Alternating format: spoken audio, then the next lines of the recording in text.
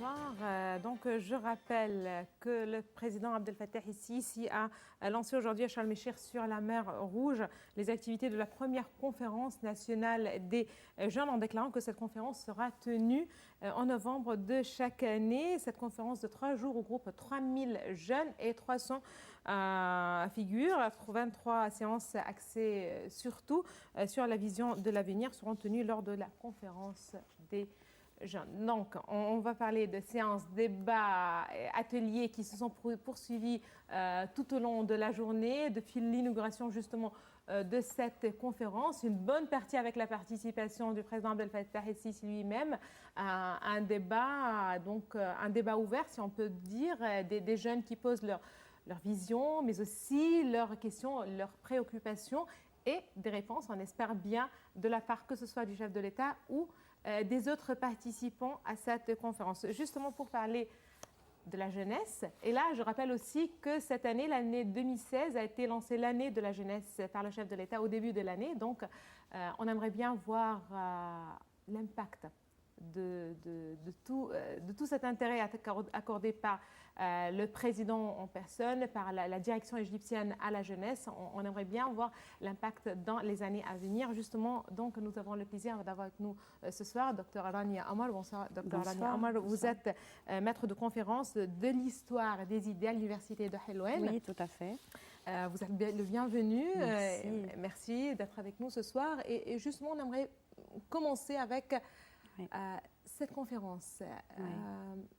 Quel est justement son intérêt? Quel est le but de la tenue d'une telle conférence pour la jeunesse? Et on a appris aussi que cette conférence, la première, ne sera pas la dernière. Donc, tout à fait, oui. Une conférence est prévue tous les novembre. Tous les ans. Donc, tous les novembre. Tout à fait. En fait, moi, je vois que cette conférence est d'une importance extrême. Nous savons tous qu'en Égypte, la population jeune fait compte environ 62% de la population. Donc, ils sont la majorité. Nous sommes une population jeune. Donc, le fait de tenir une conférence avec les jeunes, surtout sous l'égide du président de la République, cela montre à quel point il tient à donner de l'importance aux jeunes, à leurs opinions, à leur participation aussi, à la prise de décision dans l'État en général, écouter leurs problèmes, voir comment ils envisagent l'avenir. Voilà, donc le but de cette conférence, essentiellement, je pense que c'est de créer et de consolider aussi la confiance entre l'État, notamment le chef de l'État et les jeunes. Ensuite aussi, les encourager à aller de l'avant, avoir de la confiance, de l'assurance vers un avenir donc meilleur pour notre pays. Très bien. Une conférence pour les jeunes. Des jeunes qui ont été appelés pour participer au Parlement égyptien, oui. Un programme présidentiel pour la formation des jeunes ou des futurs en fait, voilà, qui doivent, on espère bien, occuper des postes. Tout à fait. Voilà. Est-ce que vous trouvez qu'avec 3000 participants, 3000 jeunes qui participent à cette conférence, tout cet intérêt, est-ce que les échos sont chez les jeunes? Pourquoi je vous pose cette question? Parce que aussi vous travaillez avec les jeunes, vous êtes maître de conférence, bien alors sûr. Vous êtes en contact tous les jours, si je ne me trompe pas, avec la jeunesse, avec les jeunes. Oui. Est-ce que ça leur arrive? Est-ce qu'il y a des échos? Oui, donc je voudrais dire à ce propos que tout d'abord, si on jette un coup d'œil sur le Parlement égyptien actuellement, nous avons 185 jeunes au Parlement égyptien. Et donc c'est plus de 32% de la totalité des députés au Parlement, ce qui est du jamais vu en fait. Voilà. Donc ce qui est une nouveauté, ce qui prouve aussi sur le terrain que l'on accorde une priorité aux jeunes. Donc pour les jeunes des universités, ils participent en fait, parce que j'en connais qui participent, qui font partie de ces 3000 jeunes qui sont à Sharm el-Cheikh. Et donc 3000, c'est un chiffre énorme. J'estime que 3000, c'est un chiffre énorme. Oui. Le fait aussi que ces 3000 jeunes côtoient quotidiennement, pendant 3 jours, des personnes connues, des décisionnaires, des intellectuels, des politiciens, juste ce côtoiement va leur donner beaucoup de confiance, beaucoup d'assurance. Ils vont sentir qu'ils vont beaucoup apprendre aussi et sentir qu'ils peuvent participer vraiment au développement, qu'ils font partie très importante et essentielle dans le progrès du pays. Très bien. Là, vous avez mentionné un mot très important, le développement. Oui. Ici en Égypte, on ne parle que de développement dans tous les domaines. Oui.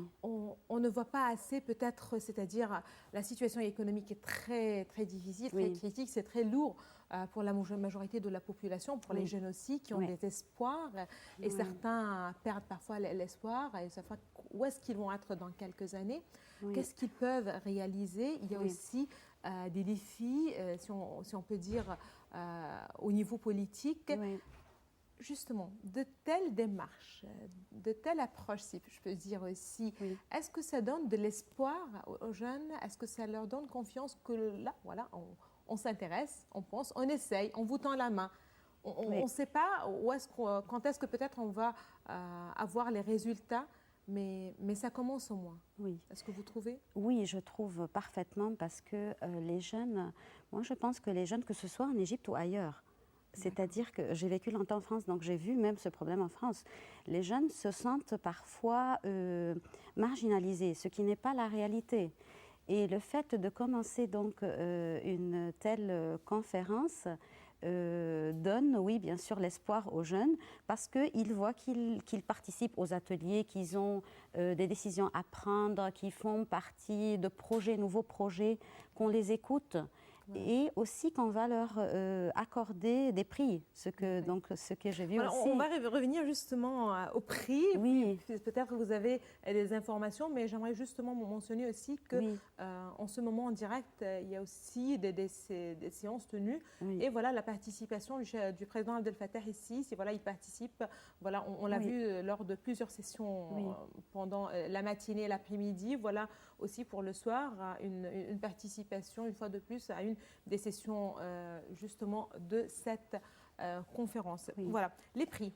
Oui. Voilà, les prix, être récompensés, voilà, c'est toujours assez encourageant, certainement. Tout à fait, bien sûr. Un prix pour un jeune, donc ça l'encourage énormément à progresser et à être très créatif et à donner tout ce qu'il a pour son pays. Donc quand on appelle aujourd'hui un nouveau prix qui sera décerné par le président lui-même et qui est le prix de la créativité pour les jeunes, même juste le titre de ce prix ou le nom de ce prix, c'est un nom très attrayant, très encourageant pour les jeunes. Donc la créativité aussi, c'est un mot très important parce que voilà, donc ils vont être poussés à puiser au plus profond d'eux-mêmes pour donner le meilleur. Donc dans tous les domaines, parce que c'est un prix qui va être donné aux sportifs talentueux, aux scientifiques, aux jeunes dans le domaine des médias, donc dans plusieurs domaines, aux jeunes les plus talentueux. Donc je suppose que c'est un très très bon début, très encourageant et qui peut créer une grande énergie chez les jeunes. Voilà, un environnement, si on peut dire, plus positif, bien sûr, plus encourageant. Bien sûr.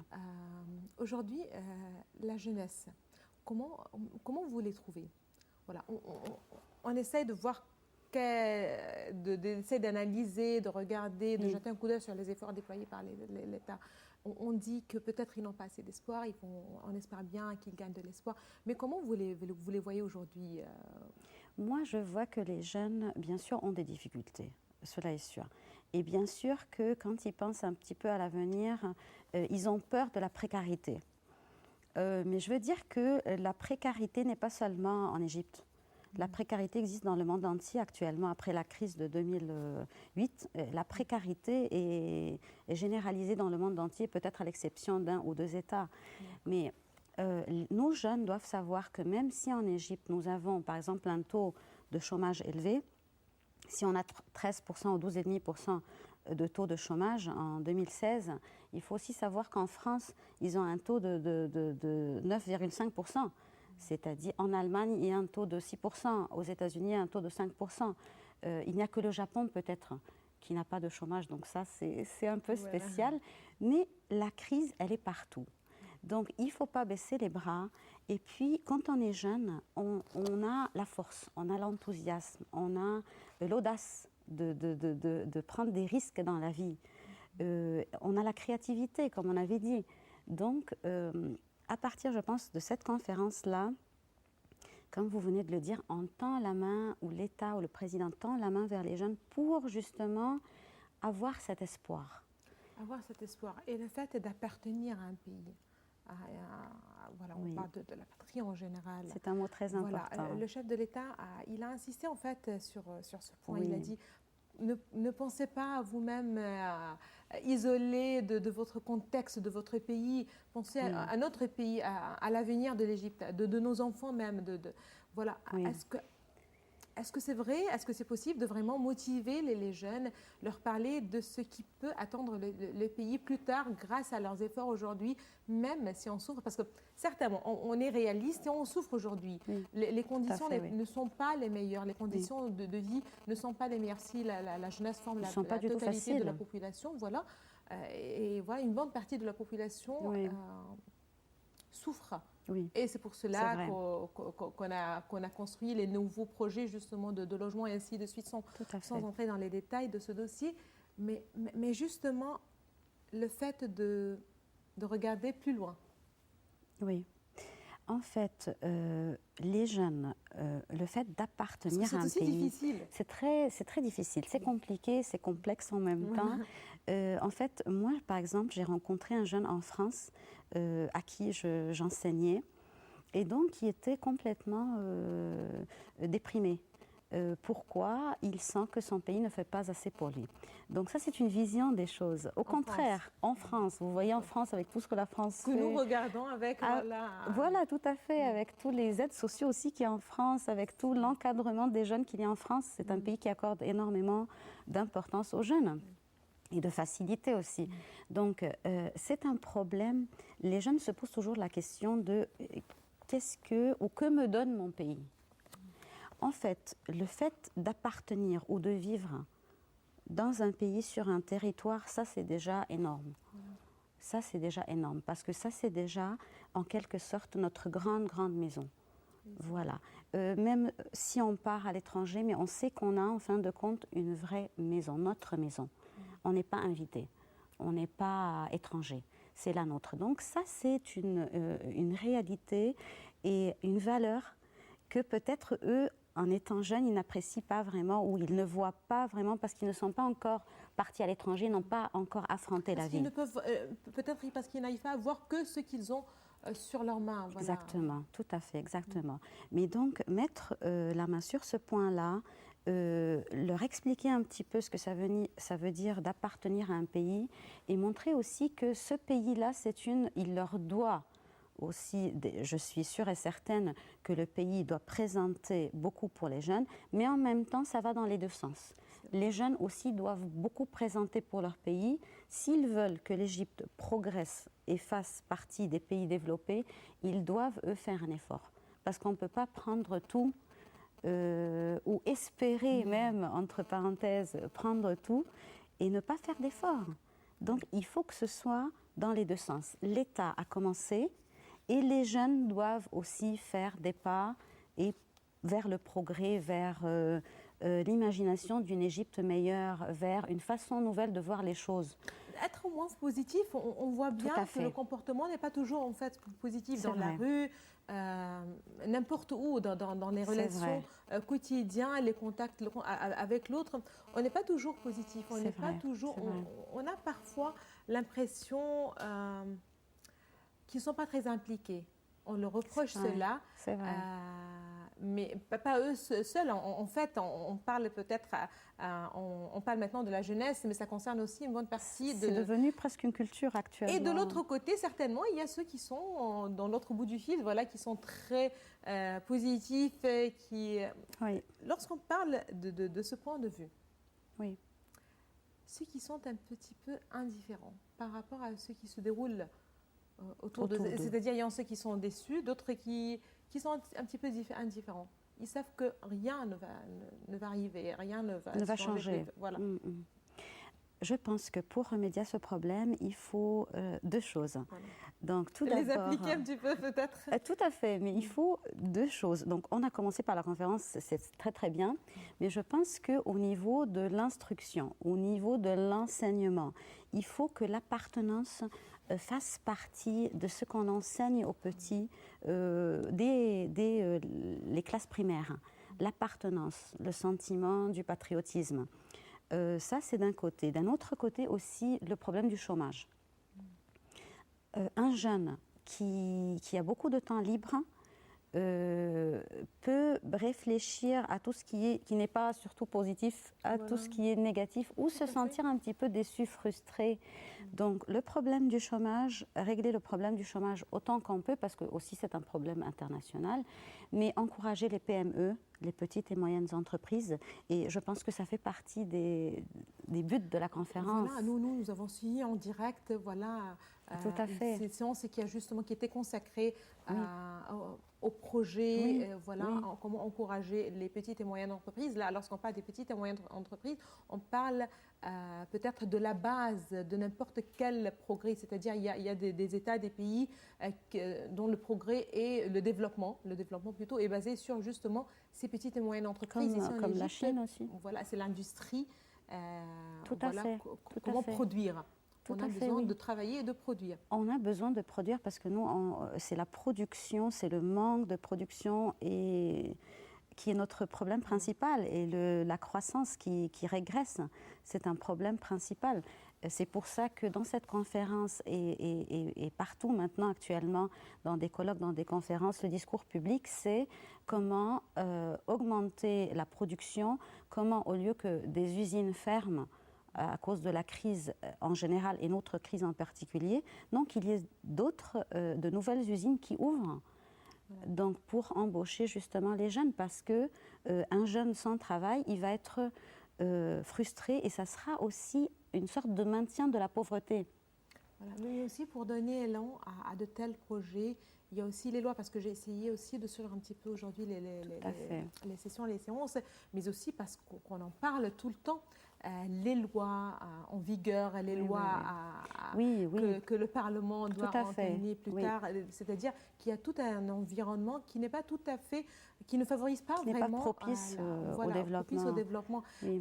Voilà, ça c'est le rôle de l'État. Oui, tout à fait. Justement, comment faire un petit peu régler ce problème, comment justement créer un environnement adéquat et propice pour lancer des projets, pour encourager les jeunes à ne pas, pour encourager tout le monde en fait, pas seulement les jeunes, parce que aussi est-ce que voilà ça nous mène un petit peu de, on peut aussi parler de ceux qui ne sont pas jeunes, voilà après les trentaines, entre 30, 40 jusqu'à 50 ans, qui ne sont pas jeunes, mais qui ont souffert pendant les dernières années.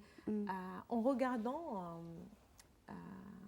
les images de la conférence, est-ce que c'est aussi positif? Est-ce que ça leur donne aussi de l'espoir que leurs enfants peuvent un jour réaliser ce que peut-être eux-mêmes n'ont pas pu réaliser ou avoir?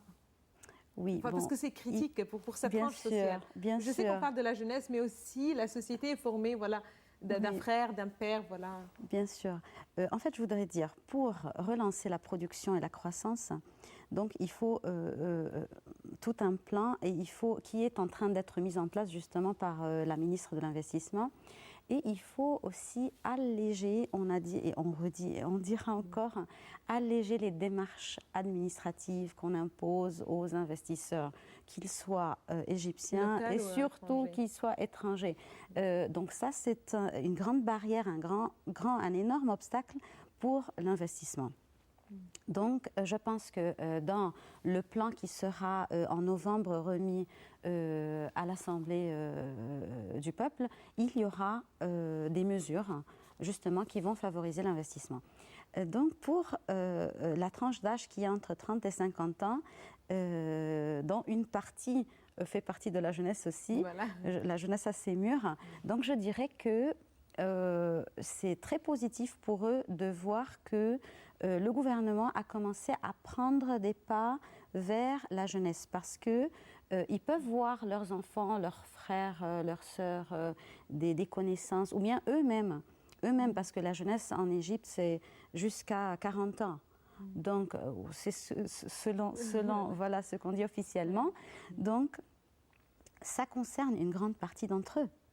Et parmi les personnes qui sont âgées de 25 à 40-45 ans, il y avait des intervenants aujourd'hui, justement, à la conférence, qui parlaient de leur implication politique. Ces personnes-là donnent le modèle, donnent l'exemple à suivre. Et quand j'écoute, par exemple, un député de 25 ans qui a dit « j'ai essayé une fois, deux fois, trois fois et je n'ai pas baissé les bras et en fin de compte, j'ai été élu », pour servir les jeunes, essentiellement, moi, ça me fait vraiment plaisir. Est-ce que là aussi, on peut parler des enfants? Parce que pour justement avoir une jeunesse capable de gérer le pays plus tard, la jeunesse dont on rêve, mais par où commencer? Parce qu'aujourd'hui, la jeunesse, pour par exemple les participants, voilà, il y a une vingtaine d'années ou un peu plus peut-être, la jeunesse ici en Égypte est formée de plusieurs, voilà, on n'est plus cohérent comme avant. C'est-à-dire avant, il n'y avait que les écoles privées et publiques et c'était tout, avec le même peut-être niveau chez tout le monde, mais peut-être ceux qui sont dans des écoles privées à maîtriser une langue, par exemple. Mais la scolarité était plutôt pareille. Aujourd'hui, il y a une vingtaine, trentaine d'années, voilà, on voit une jeunesse très variée. Il y a les écoles publiques, les écoles privées et les écoles dites internationaux ou internationales. Aujourd'hui, justement, cette jeunesse, à quel point elle est capable de communiquer entre elles? Voilà, parce que parmi les 30 000, j'aimerais bien savoir qui appartenait à des écoles publiques, 3 000, qui faisait partie des écoles privées et qui ont eu justement la chance d'être éduqués, d'être élevés dans un environnement un petit peu différent, que ce soit à la française, à l'américaine ou quoi que ce soit. Exactement, c'est une très très bonne remarque en fait. J'aurais bien aimé aussi savoir parmi ces 3 000-là, combien étaient promus d'écoles internationales, privées ou nationales. Voilà. Mais je vais vous dire aussi une petite remarque. Moi, les étudiants chez nous à l'Université d'Elouane viennent me dire « Mais Dr Rania, est-ce qu'un jour on sera comme vous ou est-ce qu'on sera comme tel ?» Donc, je le répète toujours, ayez confiance en vous parce que le président de la République, notre président actuel, ou le président, les présidents voilà, qui étaient avant lui, sont tous promus d'écoles gouvernementales. Et les hauts responsables de l'État le sont aussi. Donc mais là, il faut mentionner que les écoles... C'est une autre génération. Voilà, c'est une autre génération voilà. Et un contexte tout à fait différent. C'était les meilleurs, voilà, il n'y avait pas d'autres. C'était les meilleurs, tout à fait. Mais on peut toujours être meilleur en travaillant, en ayant de l'assurance. C'est très important. Moi, je pense que les jeunes Égyptiens manquent un petit peu d'assurance et de confiance en eux. Donc, il faut toujours leur donner cette confiance. Toujours leur faire savoir, parce qu'ils sont très intelligents en fait, que vous êtes capable. Vous êtes capable de réaliser beaucoup de choses et vous êtes capable d'aller jusqu'au bout. Et toujours, je leur dis, ce n'est pas parce qu'une personne vient d'une école internationale ou privée qu'elle est meilleure. Non. Pas du tout. En fait, c'est... Parfois, dans les écoles internationales, on a bien sûr de très bons éléments et les écoles privées, mais parfois aussi, on a des personnes qui sont assez superficielles. Voilà. Donc, je veux dire que trop gâtées. Trop gâtées. Donc, au point que peut-être qu'ils n'arrivent pas à profiter de cet enseignement même. Ou de la qualité de cet enseignement. Donc, ça devient un petit peu dans notre pays, je suis désolée de le dire, mais c'est une façon, ce sont des apparences. Donc, l'essentiel, comme je dis toujours et je le dis à mes étudiants, ce n'est pas les apparences, ce n'est pas le titre, un beau titre international ou autre, c'est ce que la personne même vaut, comment elle pense. Ce n'est pas accorder de l'importance aux futilités. C'est accorder de l'importance à son avenir, à bien réfléchir, à beaucoup lire, à s'instruire, à se cultiver, à être correct. Mais on a besoin de tout un environnement, tout un contexte justement pour former l'esprit des enfants, parce qu'eux-mêmes, ils ne peuvent rien faire. C'est-à-dire un enfant qui n'a pas reçu, je ne sais pas comment justement préciser dans des mots, un certain contexte, mais c'est aussi certain que les enfants qui n'ont pas bien grandi, on souffre plus tard. Que ce soit d'un point de vue personnel ou qui ne va pas être un bon citoyen, c'est comme on va le dire. Oui. Est-ce que, voilà, certainement l'État est conscient de son rôle et de l'ampleur de ce problème. Est-ce que ce qui est actuellement réalisé ou les efforts déployés, est-ce que c'est suffisant? Est-ce qu'on parle aujourd'hui de la jeunesse alors que les plus jeunes encore, qui ne sont pas encore jeunes, est-ce qu'il faut aussi s'intéresser à les former eux-mêmes, justement pour avoir la bonne jeunesse? Alors là, je suis tout à fait d'accord. Si nous voulons que notre pays progresse, comme on le veut tous, et soit parmi les meilleurs pays du monde, et l'Égypte le mérite certainement, il faut commencer par donc les enfants. Les enfants, voilà. Les enfants, c'est la base. Tout simplement. Voilà, tout à fait. Donc les enfants, c'est la base. Il faut aussi, je pense, avoir une vision précise et correcte et bien planifiée de je veux un citoyen qui ait quelle qualité. Donc ce citoyen-là, comment je vais le former? Je le forme depuis le début à l'école pour avoir, en fin de compte, après 9 ans, par exemple, d'études ou plus, ou après l'université même, un citoyen correct qui se sente, par exemple, impliqué pour son pays, qui s'investit pour son pays, qui travaille beaucoup pour son pays. Donc, il faut commencer dès la petite enfance donc, il faut changer, je pense, tout à fait les programmes scolaires. Ça, c'est un début. Les programmes, il doit d'abord y avoir une vision, et puis une planification pour arriver à cette vision-là, à réaliser cette vision-là. Et il faut commencer par les programmes de nos écoles. Voilà. Vous trouvez qu'il faut commencer par les programmes? Oui. Parce que le problème, voilà, on a appris par cœur. Et les instituteurs. Le programme, voilà, voilà, on a les programmes, on a les professeurs, l'instituteur, on a les établissements. Oui. Voilà, et le tout dans un état plus ou moins médiocre. Voilà, voilà. Et Yanni, je ne vais pas dire, mais je veux dire que dans l'ensemble. Oui, c'est vrai, c'est une réalité. C'est très difficile d'en parler en fait. Mais voilà, il faut commencer par les programmes. Oui. Il faut que dans les programmes, on cesse de s'adresser au fait d'étudier par cœur. Voilà, il faut que ça cesse. Il faut que quand je forme un individu, il faut que je le forme pour qu'il pense, pour qu'il réfléchisse correctement, pour qu'il soit inventif, créatif, pour qu'il soit investi, pour qu'il soit positif. Donc, à partir de nouveaux programmes mis et élaborés par des spécialistes, et excusez-moi de le dire, mais moi, je pense que ça sera mieux que ce soit des spécialistes formés à l'étranger, avec une formation étrangère, une vision. On le dit toujours, les expériences sont là. C'est pas très difficile d'aller chercher n'importe quelle expérience qui a bien prouvé sa réussite ou son succès, tout pour justement la copier. Tout à fait. C'est pas très. Ce n'est pas ingénieux. C'est pas très difficile. C'est pas sorcier, oui, voilà, tout à fait, oui. Voilà, sans faire beaucoup d'efforts. Et après cela, on peut former le professeur, l'instituteur, celui qui est en contact avec l'élève. Ça, c'est aussi un point important, l'instituteur, l'enseigneur ou l'enseignant. L'instituteur, si il y a un programme qui est très bien élaboré, avec un instituteur qui n'est pas à la hauteur ou qui n'a pas le côté pédagogique, ça sera un grand problème. Donc c'est comme si on n'avait rien fait en fait. Donc il faut d'abord que les instituteurs, les enseignants dans les écoles, même dans les collèges, dans les lycées, soient vraiment très bien formés pédagogiquement.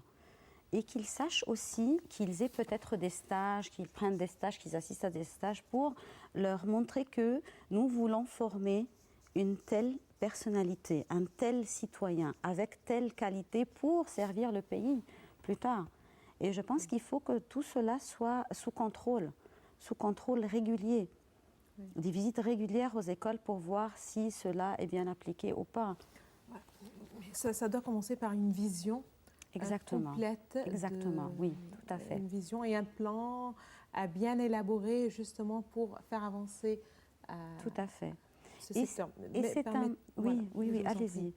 Non, parce qu'on a justement en ligne, en direct, Dr Imen Negm, analyste politique.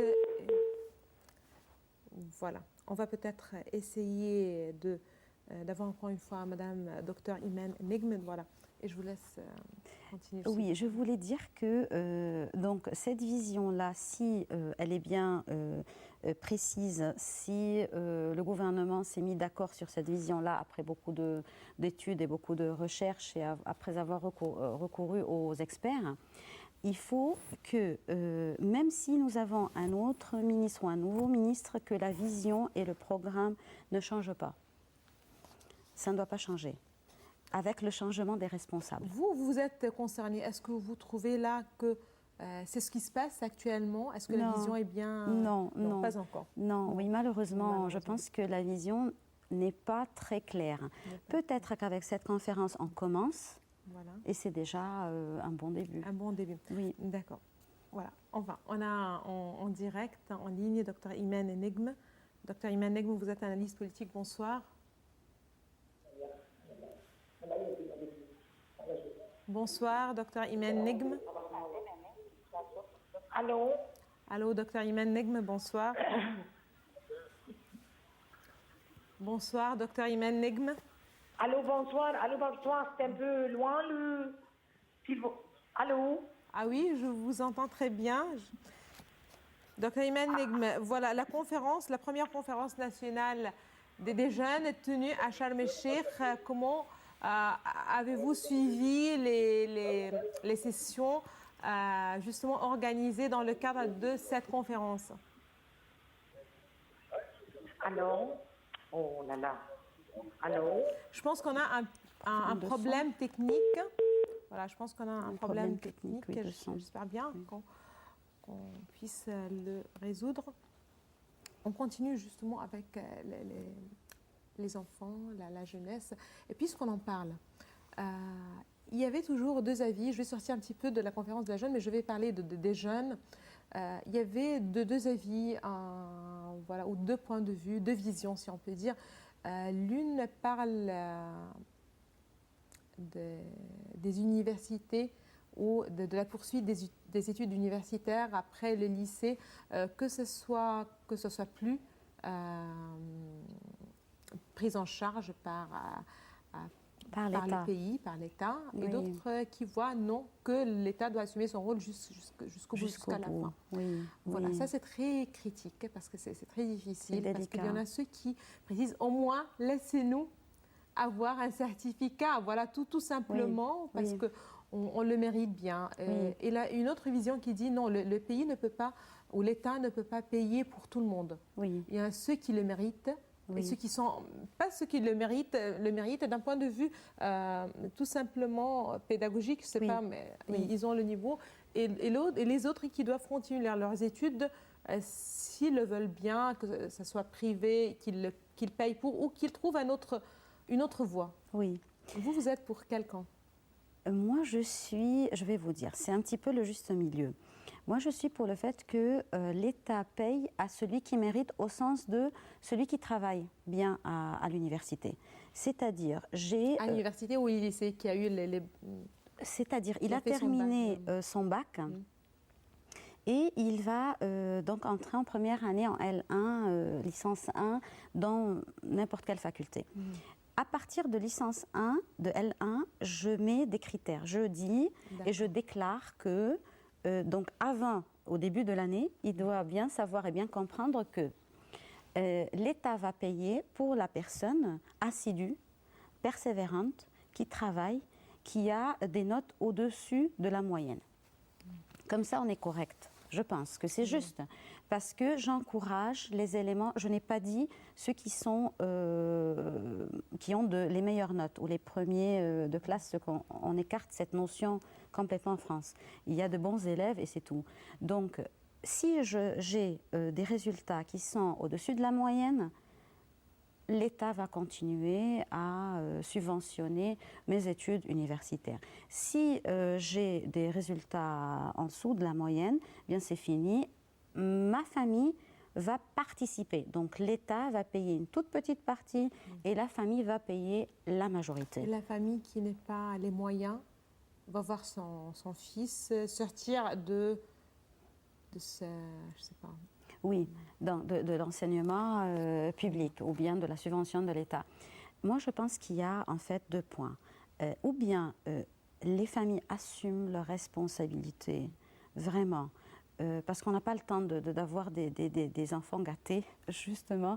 Donc, assument leurs responsabilités, être vraiment sérieux et à éduquer leurs enfants comme il se doit, à leur transmettre aussi l'importance et la chance qu'ils ont d'être dans une université gratuitement, publique, voilà.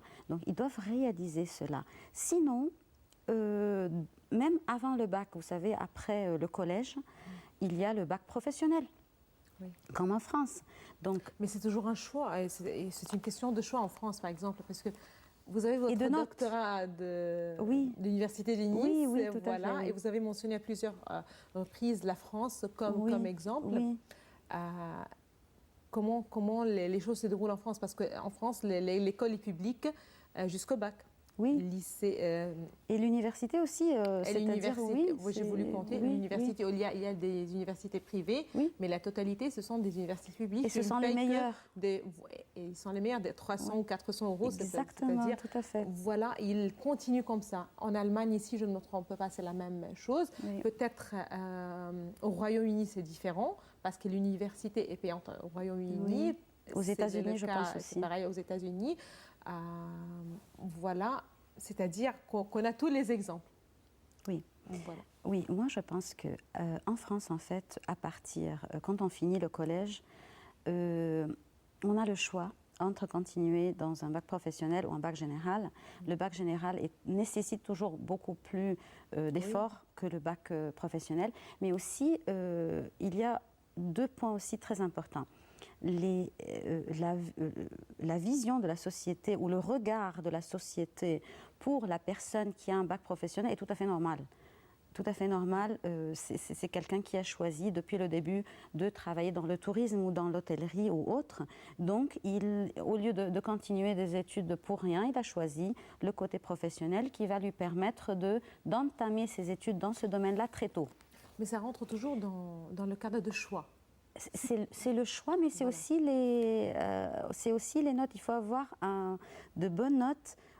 Après, il faut avoir le brevet et avoir les notes pour aller plutôt exactement. Au lycée. Oui, et pour aller aussi pour le bac S ou L, scientifique ou lettres. On ne peut pas le faire si on n'a pas le niveau, certainement. Tout à fait, si on n'a pas le niveau. Et aussi pour, après, continuer les études universitaires, ça dépend des notes de chacun. Donc, aussi, je reviens à la vision de la société. Je pense qu'en Égypte, on a besoin impérativement de travailler sur la vision de la société pour tout ce qui est diplôme professionnel. Un diplôme professionnel ou technique, c'est un diplôme que l'on doit considérer à même pied d'égalité avec les autres diplômes, avec les autres licences. Est-ce que la société aujourd'hui est capable justement de changer sa vision ou de regarder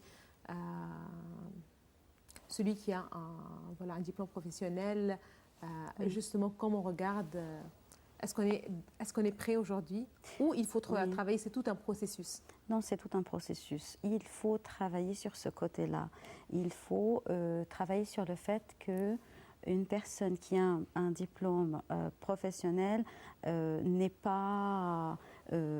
vaut pas moins que quelqu'un, par exemple, qui a sa licence. Pas du tout, au contraire. Donc, il faut travailler sur la mentalité des gens, sur la culture des gens. Et surtout que dans notre marché du travail, on a besoin de ces diplômes professionnels, on a besoin de techniciens, voilà. Mais ça doit toujours rester une question de choix, selon vous, ou il faut que l'État a quelque chose à dire là, c'est-à-dire l'orientation de l'élève? Moi, je pense que puisque l'État actuellement a de gros problèmes économiques, il faut donner la chance à tout le monde, mais c'est une chance conditionnée. Donc, j'ai beaucoup apprécié cette chance conditionnée par rapport aux universitaires. Voilà, tout à fait. Donc, je vous donne la chance à tous, mais donc l'État s'adresse aux jeunes en leur disant « je vous donne la chance à tous, c'est votre choix », d'accord, mais une fois en première année d'université, vous devez travailler correctement et sérieusement. La moyenne, c'est pas trop. Et je pense il faut être sérieux. Voilà, exactement. Et je pense que c'est juste. Ça, c'est équitable. C'est pour tout le monde. Voilà. Ça leur donne la chance de continuer s'ils ont vraiment la volonté. Exactement. Sinon, ils ne le méritent pas, que ce soit pour eux-mêmes ou pour leur famille. Voilà. Exactement. Ce qui va pousser un grand nombre d'eux d'opter pour les diplômes professionnels très tôt. Oui, parce que peut-être qu'ils vont savoir qu'on ne peut pas continuer ainsi, on ne peut pas être sérieux, on n'a pas les capacités, donc on n'a pas le niveau. Peut-être parce que les jeunes savent aussi leurs capacités. Je vous remercie infiniment. Merci Dr. beaucoup. Rania Amar, je rappelle que vous êtes maître de conférence de l'histoire des idées à l'université d'Ahmed. Merci beaucoup. Merci beaucoup d'avoir été parmi nous ce soir. Merci, c'était un plaisir. Pour toutes vos idées, votre intervention. Merci beaucoup. Merci à vous. Madame, monsieur, merci à vous aussi de nous avoir suivis ce soir. Excellente soirée à toutes et à tous et à demain.